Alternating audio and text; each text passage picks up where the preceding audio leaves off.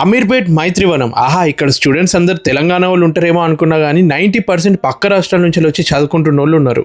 సరే, నార్మల్ జంక్షన్లలో పొద్దున్నే daily labour కోసం వెయిట్ చేస్తారు కదా, వాళ్ళల్లో కూడా ఆల్మోస్ట్ 95% పక్క రాష్ట్రాల నుంచి వచ్చిన వాళ్ళే ఉన్నారు. సరే, 4 కోట్ల జనాలు కొత్త ప్రభుత్వాన్ని ఎన్నుకున్నారు. మరి వాళ్ళు చేయాల్సిన పని ఏంటి? మార్పు తీసుకురావాలి కదా జనాల్లో.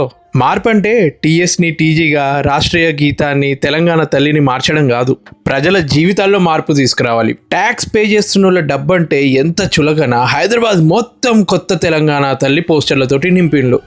బీహార్ వాళ్ళు ఇటుకబట్టి నుండి వరినాట్లు, పత్తి ఏరిదాకా అన్ని రకాల కూలి పనులు చేస్తున్నారు. ఒరిస్సా వాళ్ళు అన్ని రకాల వంటకాల తయారీదారులుగా చేస్తున్నారు. రాజస్థాన్ వాళ్ళు టీ స్టాల్ మరియు హోటల్, శానిటరీ షాప్ నిర్వహణ చేస్తున్నారు. ఉత్తరప్రదేశ్ వాళ్ళు టైల్స్ పని నుంచి పెయింటింగ్, అన్ని రకాల ఇంటి లోపల అలంకరణలు చేస్తున్నారు. కేరళ వాళ్ళు ఇంగ్లీష్ టీచర్లు ఇంకా నర్సులు లాగా చేస్తున్నారు. కొందరు తెలంగాణ వాళ్ళు మాత్రం మందు మాంసం ఎవడు పంచుతాడు, ఎవడెక్కువ డబ్బులు ఇస్తాడు అంటూ పూటకో జెండా చేతిలో పట్టుకుని తెలిసిన పని, నీ చేతిలో ఉన్న వృత్తిని వదిలేసి సమయాన్ని వృధా చేస్తూ ఉచితాలకు, వ్యసనాలకు బానిసలై జీవితాలను నాశనం చేసుకుంటున్నారు.